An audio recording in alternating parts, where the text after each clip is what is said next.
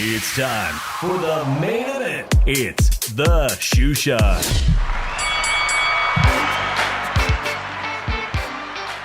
Take 3. And what could be the worst night of the Shoe Shines podcasting? All right. I pray to God that some of our loyal and supporters, friends, and family, everyone who's out there in the HCP family, it's your boy Dave from the 408 Shoe Shine Boxing Podcast with my co-host all the way from the city of brotherly love.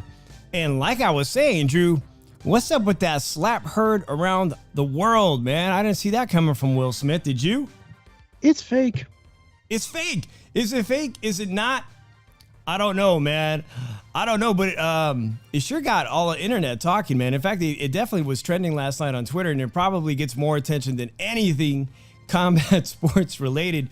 And it just happens to be ironic that Will Smith got a chance to play the great Muhammad Ali. So, take 3 it is. Monday night, the Shoe Shine, as I was saying, because I'm probably going to delete the other one. I want to thank, and I'm going to post up that interview. I want to thank Ruben Villa, Featherweight world title challenger and contender from Salinas, California, who I had the pleasure of speaking with down at his brand new gym. Shout out to him and Sam Garcia and everyone over at Thompson Boxing. I'm going to put his interview back up separately, and hopefully it'll get a lot of views. So make sure you let him know you saw that and we support him. Give it a thumbs up. Give it a like. Don't forget to subscribe to the Shoe Shine.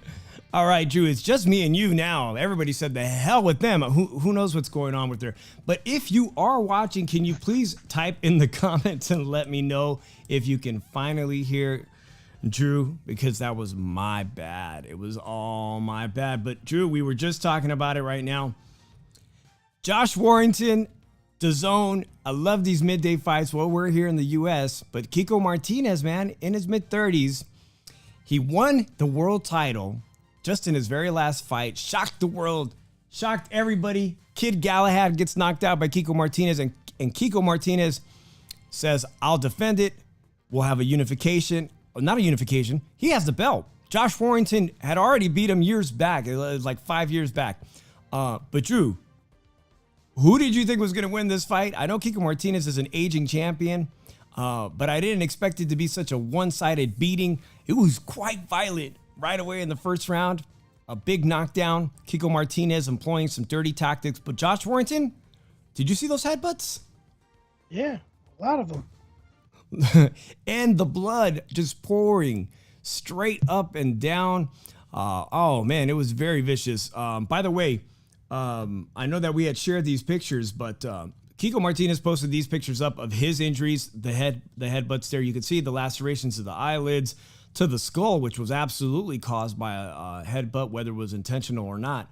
Quite the bloody mess. But, not to be... Not like Josh Warrington looked any better in the fight. Drew, you were telling me, guy broke his jaw, and I think he broke his hand too. So really a quite violent fight. Featherweight picture right now. You got Lee Wood, who just recently got a big win on DAZN just a couple weeks back. Now you got Josh Warrington coming back and getting his title. And of course you have Emmanuel Navarrete, El Vaquero, from Texas, man. So, which one of these guys, what do you see in the future for Josh Warrington? A unification with Law. A unification with who? Well, a third fight with Law. A third fight with Lara, man, and I appreciate you saying that, because that second one was stopped as a no contest or whatnot, just when it was starting to get good. And El Bronco Lara, he does look sensational. A lot of us want to see that third one, and they'll be on a trilogy. But it doesn't necessarily look like that's going to happen. Maybe I'm just hearing some buzzwords that maybe they want to do the fight with Lee Wood first. This division is stacked, man. This division is really stacked. In fact, I've got a picture here. Nope, that's coming up for April here. But in the featherweight division, we know we got that Mark Sayo, who just upset Gary Russell. We have Emmanuel Navarrete, who's my favorite. And of course, I had the pleasure of talking to Ruben Villa, who was, from Salinas, and got a chance to go up against him. It's absolutely true. What a vicious puncher he is. He told me himself. Then you got Mauricio Bronco Elara, who's not necessarily a title holder, but very well could easily beat Warrington. You got Lee Wood, who looks sensational in that. That was a very fantastic fight that we just recently saw. Kiko Martinez, who lost his belt. Gary Russell Jr. is there. You got people like, of course, I just mentioned him from Salinas, California, Ruben Villa, and other people. We even interviewed Adam Blue Nose Lopez before, a contender. This division is stacked, man. So I would like to see that Lara fight, Drew, but I will not be upset if we see Lee Wood. Lots of funny stuff happened over with the Zone, man. I didn't want to bring this up so quickly and talk about it. But Drew, let me ask you, did you watch Ebony Bridges win her world title? And now that she's actually a title holder, what do you guys think? Did she merit it? I mean, she did beat the world champion, a woman who's held her title for over 6 years. It was a legitimate win, was it not? Yeah, it was a legitimate win. It was the best win on her resume. She won a title. But like the girl that she beat had a 16-5 record. And afterwards, she had mentioned about fighting Shannon Courtney, who a lot of people, would like to see her a rematch pretty soon. And I guess she said she doesn't have a belt, so she can wait. Essentially, I'm just paraphrasing it. She was really, she wasn't very careful with her choice of words. Quite a few F-bombs. So we'll see, Drew. But how do you see her future now as a world champion? I don't know. I think she's very beatable. Her style, like she gets hit a lot. That's the thing about her. She gets hit a lot. She has a lot of defensive lapses and everything. I just don't think it's gonna be a long title reign for her. I'll probably see her making like a defense or two. That's about it with that belt. Right. Well, DAZN put on a pretty decent afternoon card for me out here on the West Coast. I know you're on the East Coast. It was really entertaining. It was just one of the first of 3 fights to be in one day. And next weekend, actually, there's very little. DAZN is putting on a card. It's not even worth mentioning. So it's going to be like we're going to have this amazing month in April, but next week there's not much to cover. We can talk about the great month of April. But what was really, really big news, Drew, and I know you have a lot of insight onto this, is that fact that Devin Haney, looks like he got the big call up. He made it happen. Let me get this one here out of my way here. The big news, Drew. Devin Haney signs a deal. It looks like a 3-fight deal with both Ludabella and Top Rank to go down to Australia and fight Kambosos not once but twice. There's a rematch clause in there, and then a defense should he win, I suppose, of his 135-pound, undisputed title now. Now we're really going to get undisputed? I thought it was already undisputed. I guess not, Drew. What are your thoughts on Devin Haney inking the deal that Lomachenko was not, he's fighting for Ukraine. It's not possible. Well, I said he was probably going to get the fight by default. I'm having him than Brian Garcia get the fight because Brian Garcia doesn't deserve the fight. And everything, he hasn't done shit in boxing. Biggest win is against Luke Campbell, and he didn't really look that impressive against Luke Campbell. And he's put out 2 big fights. So for him to say that he deserves this fight is a load of bullshit. So Haney's going to get the fight by default. And tell you the truth, he's going to have to be the B-side. And he's going to have to accept being the B-side. Man, I think a lot of people were shocked at his abandonment almost of Eddie Hearn. But Eddie Hearn putting out these statements, there was something to do with the television rights for Australia. And also, he didn't seem like, okay, first of all, Eddie Hearn just lost Bubu Andrade too. And he pretty much said if he can get a deal elsewhere, go for it, right? So now he's letting go of Devin Haney. In my opinion, and you guys can let me know, but Devin Haney didn't merit these high paydays he was getting yet. I mean, now it's coming into fruition. Now he's really going to have to merit these humongous paydays. He's going to have to travel down to Australia. And we know that the beef between him and Kambosos is already getting good. This is going to be really, really difficult for him to secure a decision win. in the lounge down under. Chicano Prophet, thank you so much for joining us again. Bella Bling. Chicano says, also want to know how Drew feels about his Philly homeboy, the Fresh Prince bitch slapping Chris Rock. I know, Chicano, I messed up the stream, but Drew, you can say it again. It's fake. My first impression was it was fake too. I don't know. It just looked like Chris Rock was ready for it as he kind of like absorbed the slap per se. I imagine his hands were pretty big. Bella Bling says, Shoe Shot, I love the interview with Ruben Villa. Make sure you drop a comment when I actually post the whole interview. I appreciate you for saying that. It's not the easiest thing to go into a boxer's gym and just strike up a conversation, so I appreciate that. Chicano Prophet says, yeah, that shit was totally fake. So, Chicano Prophet, what are your thoughts if you want to call in on this Devin Haney deal, leaving, I guess, the zone for a while and getting this 3-fight deal? Drew, I know we both wish we could talk to Ludabella. Our homeboy Maestro probably has a better chance of that. But it looks like it's going to happen, man. And it's going to happen this summer in June for the first time. And we'll have an opportunity to see a rematch, whichever way it goes. I don't think he's getting a decision on the first one, Drew. Your thoughts on that? I know it's a little early. I think Devin Haney loses this fight. I think Devin Haney might get stopped this fight. The other shit that made the news, guys. And all you gotta say, Dave, you gotta mention my name a little. You gotta mention my name a little. I'll fucking go for it. That's right, man. But the other news that was pretty damn juicy, and I know people don't like to talk about gossip, was, hey, Top Rank put on this card at Resorts World. Resorts World in Las Vegas is the newest casino. And if you guys watched that pizza review that I did, I love the casino. It's actually, the casino's pretty damn nice. Okay, guys? But my friend was covering it for ESPN. And he said that it was the worst shit show they had ever seen on a Top Rank card. They had it in a tent, Drew. It was 90 degrees on Saturday night in Las Vegas, and they had no air conditioning. Not only that, the bathrooms were he said the bathrooms must have been about a mile away, and the ladies that show up to the fights in dresses and high heels were pretty pissed off about the bathroom situation. And let me tell you, when you drink as much beer as most fans at boxing events, that bathroom better be damn close.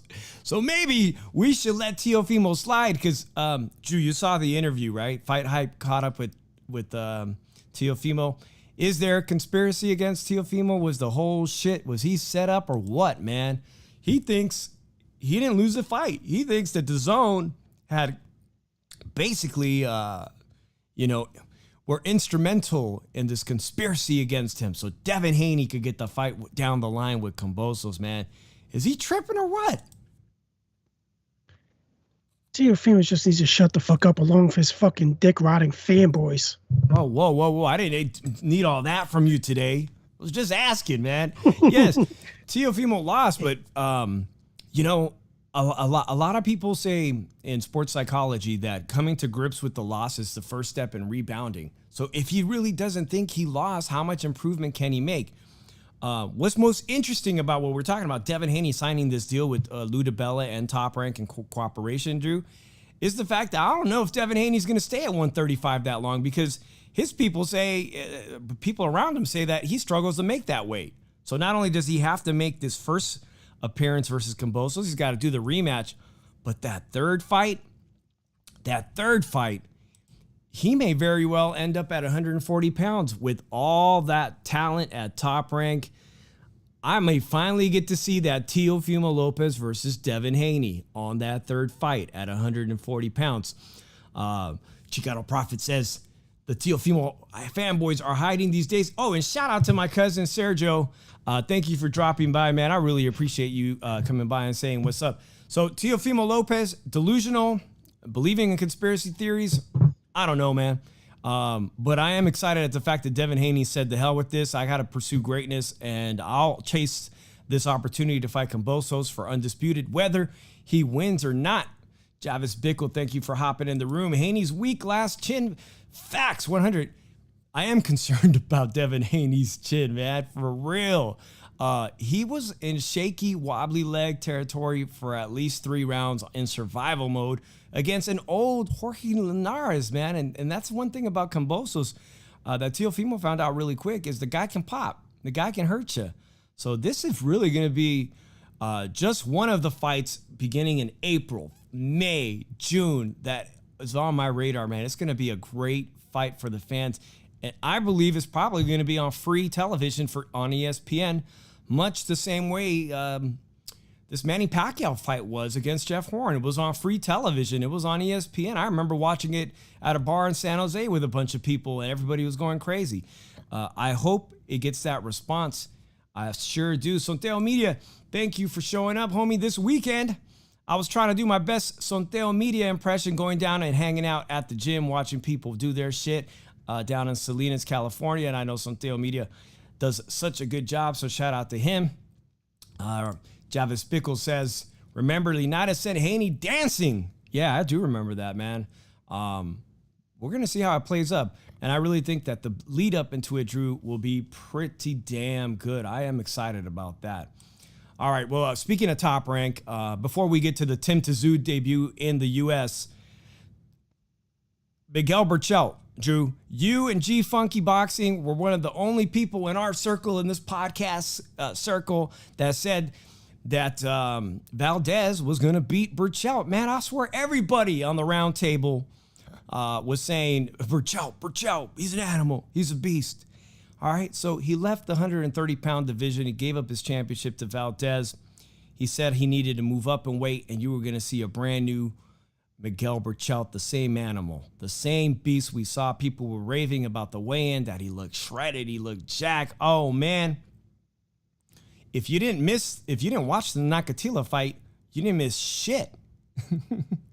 You really didn't miss shit, because I could argue, and I'm sure some people could argue too, that it's time for him to think about early retirement. Drew, does Miguel Burchelt stand a chance against all these killers like Lomachenko, your boy Lomachenko, and all the other killers at 135 pounds on the Top Rank roster, man? He could not get past Nakatila. That was basically looked like crap against Shakur Stevenson, looked like a C-class fighter. He couldn't even get past that guy. Your thoughts on that? He's done. Now, he was saying today he's not done. He's saying he's not done at all. That he's done. Now, I know, you and I know that it looks like it should be time for him to think about retirement, but he says he's going to go chill back in Mexico, talk to his family, take some time off again, and regroup. But that performance, that basically told me he's been in too many wars.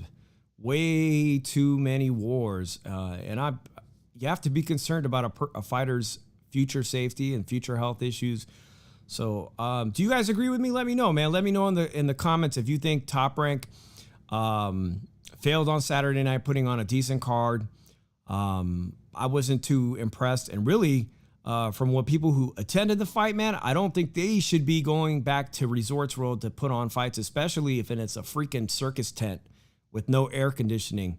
I'll tell you what, Top Rank's going to be doing real well. Speaking of Oscar Valdez, when Oscar Valdez and Shakur Stevenson fight April 30th, man, I'm excited for that unification matchup big time. And that only leads the way into May, the following week, another brilliant weekend for boxing. Of course, the Cinco de Mayo weekend in Las Vegas with Canelo Alvarez versus Dimitri Bivol. Sensational time in Las Vegas coming up in April, May, and so on, man, and so on. So anyways, Boxing MMA says here, he eats a lot of punches, which isn't good when his chin is gone. I definitely have to agree with you, man. I think that Miguel Burchelt's punch resistance is absolutely gone. Chicano Prophet says, Drew is back to form. Is the B-Hop background he rocking the earlier start? Yeah, man, I think it is the B. Is it the B-Hop, Drew? You're back in form? Or was it the Will Smith slap? I don't know. It's a combination of a lot of shit.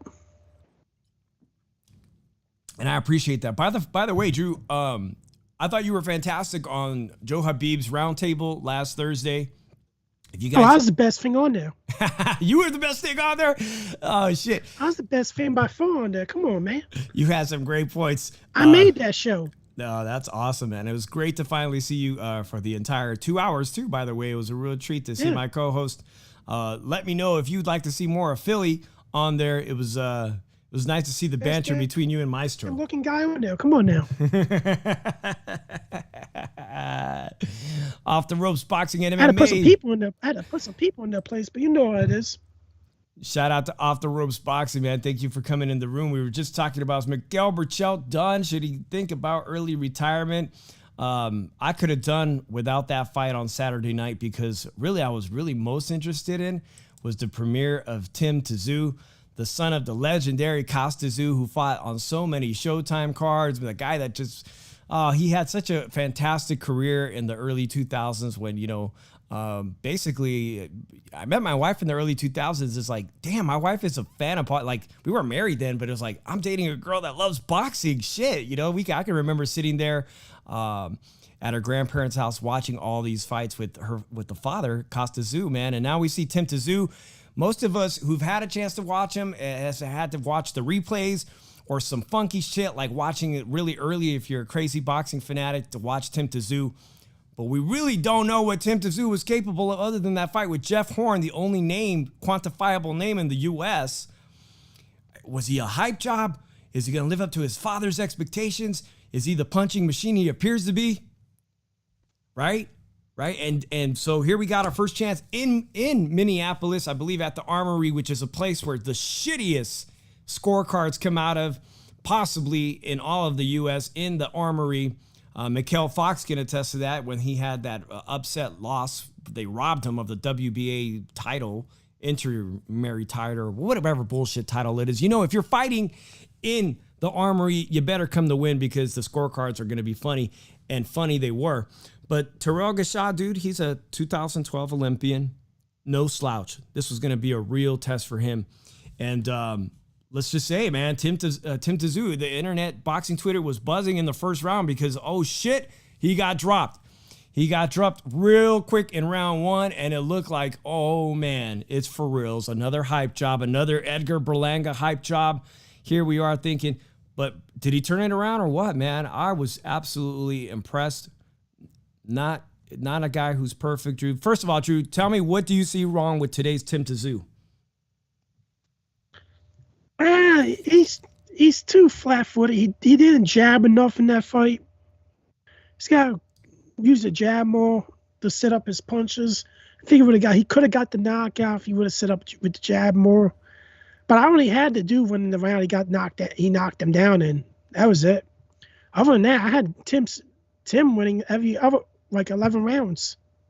Yeah, and you know what? That's why I was upset about the scorecard at the end of the thing, because, to be honest, I really didn't see any other round than the 10-8 one that Terrell Gausha won in the first round. I thought it was a clean sweep after that. And, you know, like most people were impressed with Ryan Garcia when he got off the floor and started to dominate in his performance, whatever it was, 2, 3, 4, 5 years ago against that Olympian. Because he was an Olympian, right? He gets off the floor after getting dropped in round one from the Olympian. But no, I was really impressed with the way he came back and started to dominate and use that vicious body punching. He does do some terrific work to the body. He's got a nasty uppercut. But I have to tell you, man, I'm really bothered by the way he stands straight up. He stands straight up. He squares up. He's flat-footed. There's got to be some killers at 154 pounds that are going to be able to take advantage of that. But who? Which one? Charlo? Castano? Is it going to be somebody like Eric Lubin, lower on the lower scale, and Eric Lubin, Fundora, Jesus Ramos Jr., you know, or someday Xander Zayas? I don't know, man. You guys think he's got enough to take out Charlo? Or I would be pleasantly surprised to see him fight Castano, because I think that fight would be fire. Actually would be fire. Actually, think that that's an appropriate fight if Castano gets past Charlo in their unification undisputed rematch coming up. But Drew, just off the top of your head, I said a whole bunch of guys at 154 pounds. Most of them are at PBC. You even got that Joey Chestnut. You got a Joey Chestnut, a young prospect, not a contender. This guy, Tim tszyu, is ranked what now? He's ranked number 1. So these lower prospects, I don't know about those guys, man. But some of the guys like Fundora that I mentioned, some of these guys on the cusp at 154 pounds, you think any of those guys beat Tim tszyu?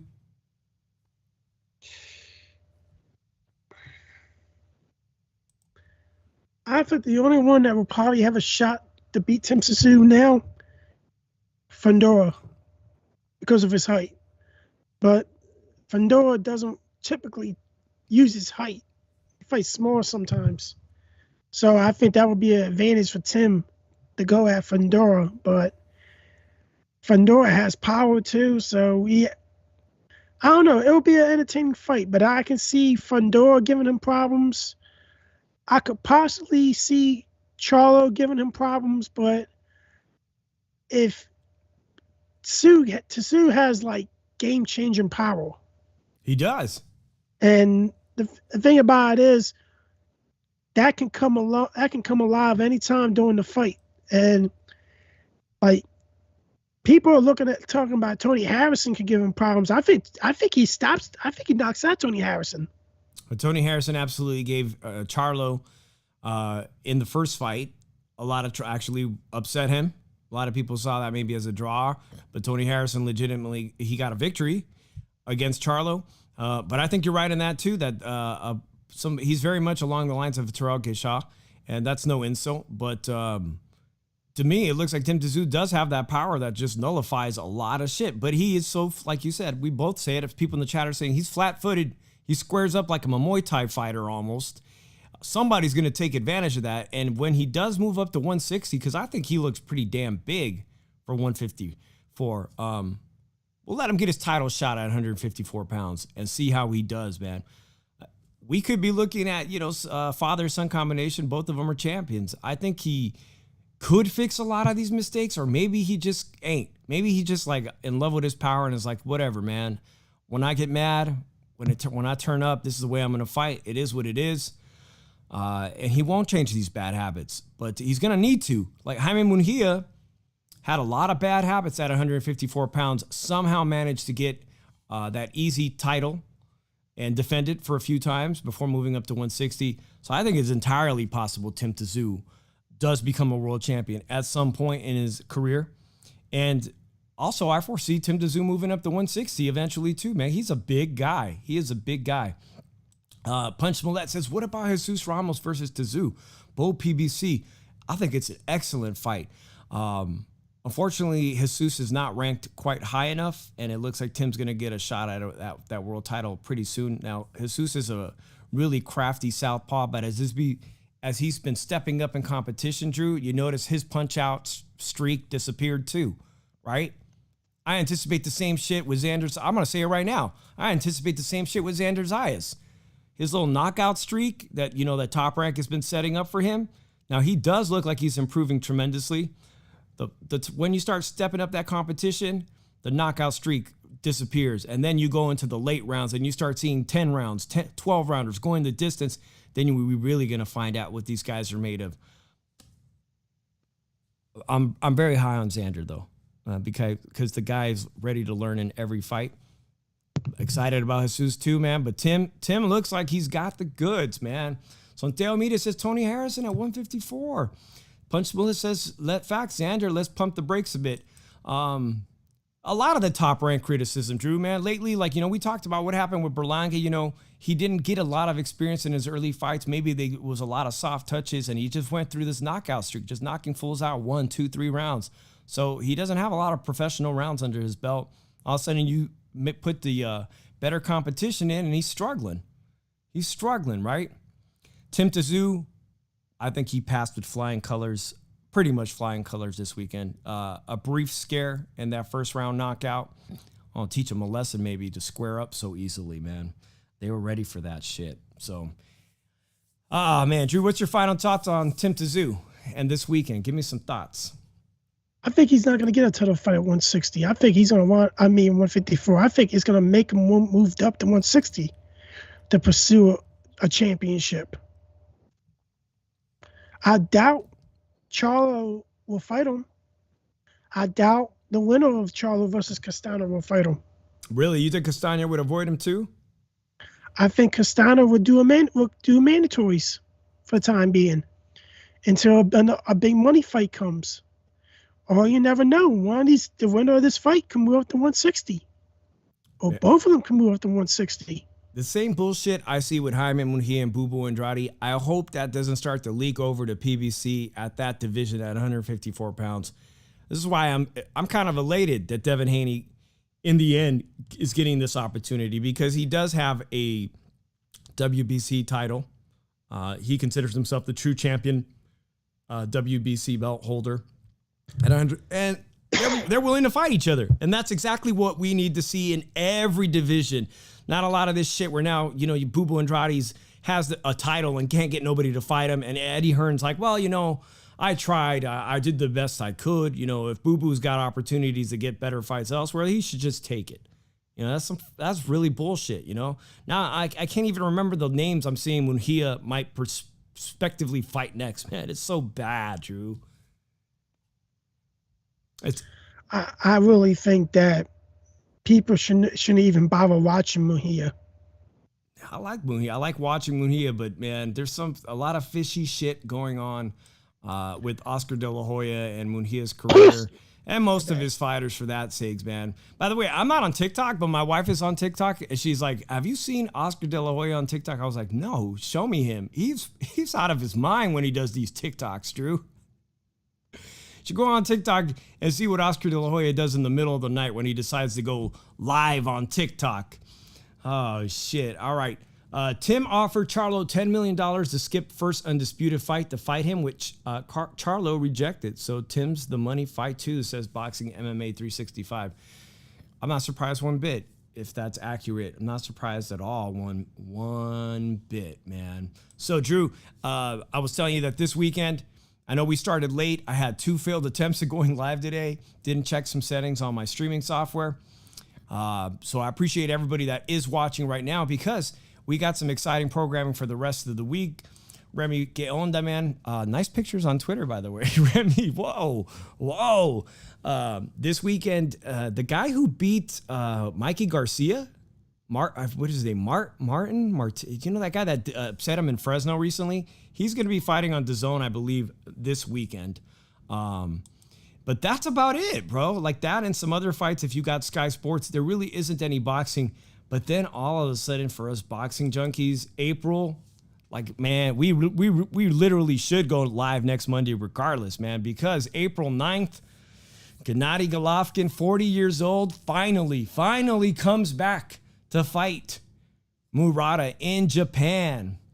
In Japan, Drew, I know a lot of people, I was watching one of these trainers that was kind of talking bad about Canelo, man. If you guys know the trainer I'm thinking about who was saying, of course, Gennady Golovkin's 40-year-old ass is going to get his ass whooped by Canelo. Of course he is. What do you guys expect? But, hey, in just 2 weeks, we're going to find out if he's got anything left in that gas tank. Drew, he's had some long stretches. He's had some time to rest that body up. I'm not putting it past him to still beat Murata. A goal. I don't know how you feel about it, but this fight to me is up in the air, man. It's 50-50. It's not like Murata's some, brilliant professional fighter, even despite being a gold medalist, Drew. How do you see this fight playing out? Murata beats Triple G. In a shocking upset, Murata beats Triple G, which would derail the September fight that Canelo Alvarez and Eddie Hearn have in mind. I think Eddie Hearn has that one in mind more. They would completely derail. Oh, I got to respond to this one. Sonteo Media Mexicans for Golovkin. Chapolovkin, don't get mad at Chicano Prophet. I have seen the t-shirts start to come back out. Drew, I don't know if you know that, man, but it was a real thing. There's merchandise, Mexicans for Triple G, Gennady Golovkin. So, hey, if Gennady Golovkin doesn't get past this dude, we will not get to bring out those t-shirts. If you had those t-shirts that said, Mexican for Gennady Golovkin, you won't get to wear that again. So if you want to wear that again, you better start rooting for Triple G to get past Murata April 9th. April 9th. I know this is probably the fight you really want to see, Drew. I'm just playing, man. Ryan Garcia comes back to DAZN. Ryan Garcia on April 9th as well.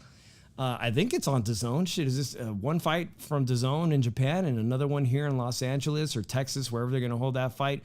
The return of Ryan Garcia, there's a lot of young people interested in him. April 16th, a fantastic Errol Spence comes back in a unification against Ugas, who deserves it. Ugas soundly upbeat Manny Pacquiao. Put Manny Pacquiao into retirement.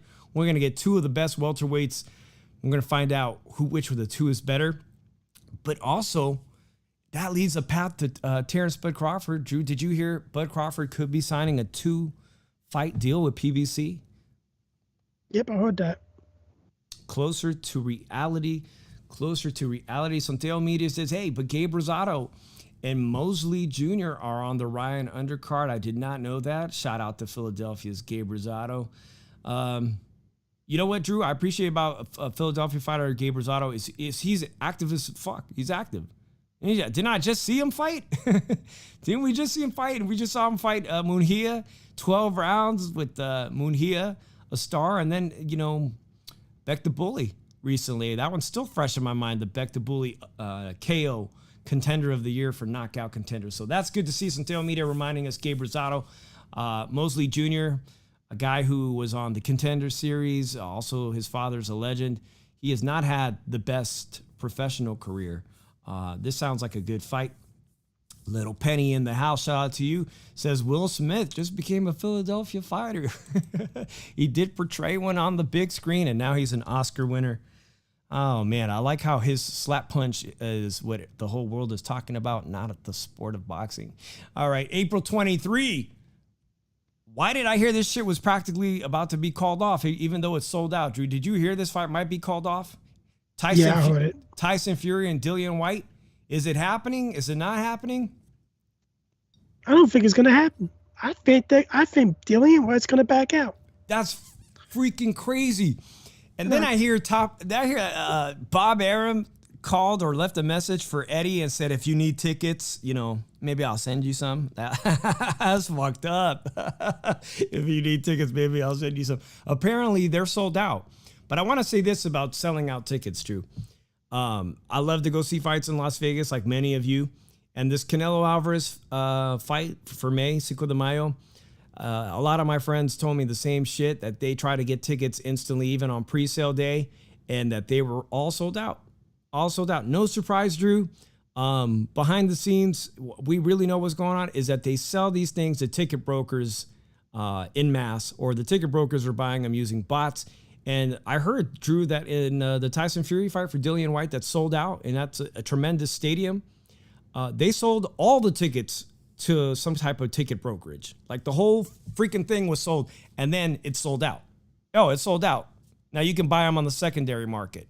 So they're pulling the same shit, which makes it impossible for fans, common everyday blue collar folks who just saving their pennies to go see Canelo Alvarez, to go see a fight in Las Vegas, man. Just virtually making it a rich guy's event. That's some bullshit. That is some bullshit for real. If you enjoy the ladies fighting, it's about as good as it gets. Drew, Katie Taylor from the Ireland, and Serrano, April 30th, backed by, of course, Jake Paul Promotions, whatever that is. Santiago Media says, brokers buying tickets is an aspect of boxing that really bothers me. It really bothers the shit out of me too, which is why it's important, Santiago, and to everybody out there, when you get a chance to go to a smaller card brought to you by something like, like Thompson Boxing, and it's like $50 for 2 tickets, go to that shit and support your fighters, man. So go and support the sport of boxing. You will not regret it. For $100, you might be sitting so damn close to the ring, you'll get the sweat on your face. You know what I mean? That's really if you get a chance to go to the Carson StubHub Center, whatever they got the name, I mean, go to those fights. When the tickets are that low and shit, go to those fights, because you really get to experience boxing in its best, purest form, not on TV, but right there without commentary, and you get to score the damn fight yourself. It's becoming impossible to go to these super fights, man. It's impossible to go. Boxing MMA 365 says, I tried to get tickets to the Fury White fight. It was impossible to get. So Boxing MMA 365, are you in the UK? Let me know, man. And Lil Penny corrected me. It's the StubHub Center is now known as the Dignity Health Center, and it's a great place to see fights. Great place to see. Every seat in the house looks good. Those are the fights, man. If you cannot get to see Canelo Alvarez, do yourself a favor and look, at your little travel agency and see if you can go see Shakur Stevenson versus Oscar Valdez, because tickets for that are still available and there's some damn good seats. Shout out to G Funky. What up, homie? And congratulations on the baby. Boxing MMA says, I'm in Ireland, brother. Well, thank you so much for tuning in all the way from Ireland. Drew, we were just talking about Katie Serrano and Katie Taylor. Give me your thoughts on that one real quick before we wrap up the show. It's coming up. I think Amanda Serrano now stops Katie Taylor. And is that because Katie Taylor has had so many close calls recently? I always thought it was going to happen. I didn't think it was like, I think this was a girl a fighter that's going to give her a lot of problems. I just think her luck's really won out now, Katie Taylor. I thought she lost 2 fights. I thought she lost a fight and she drew with Natasha Jonas and everything. But I think Serrano knocks her out. Serrano knocks her out. And of course, she left Lou DiBella to go with the hated one, Jake Paul. Oh my God. By the way, Jake Paul's had a lot to say. Sometimes I see his little things show up on my timelines, man. One of the things he's saying is that he would like to fight Conor McGregor as soon as possible in the cage. Thinks he could take him, Drew. Wants to fight the great Conor McGregor. Yep. Says he could take him. That he's busted up. Good luck with that. He's busted up, old, decrepit. His limbs are failing him, and he thinks he could beat him. The other crazy shit I saw today is that a major boxing website predicting that Jake Paul versus Canelo Alvarez is going to happen. The hell is up with that, man? I don't know. God. Listen, it was a great weekend for the sport of boxing. It was a great weekend to watch. When you got all 3 promotional companies, it's a great night. We deserve a little break next Saturday. We'll probably be back on next Monday to talk about all these exciting fights. I want to be on here, but there's also some great content from all the HCP network stuff. You got tomorrow, I believe, you're going to have Nancy, Boxing Republic, D Styles. You got Al Chile, I believe, on Wednesday now. G Funky, shout out to him, who's doing these great jobs with these post-fights call-in shows, keeping himself active out there. Appreciate that, brother. And then on Wednesday, I was saying the ladies in the ring with Christine, who I believe she's traveling in South America right now for a big international tournament. Ladies in the ring with Christine, all women's perspective. And Thursdays, of course, the roundtable, which Drew is now a regular. Drew, go make that a habit now. You got time when possible? Oh, I ain't gonna be on this week. I'm getting ready to start my own shit up. Says Drew today, but you never know, right? You never know. We could be on the round table at any moment. And I appreciate everybody who's tuned into the Shoe Shine. We will be back next Monday. And don't forget, I screwed up today. I had intended to put the interview I had with the 126-pound world title challenger from Salinas, California, Ruben Villa. A quick shout out to Ruben War RV4. Go follow him at Ruben Villa 4, I believe, on Instagram, and his homie Sam Garcia. They'll be fighting on April 15th, and hopefully I can get them on one of the HCP network shows live if it's not too late. Support your local boxers, and we will see you next week. I'm Dave from the 408. Drew, I'll see you next week, homie. Peace out, everybody.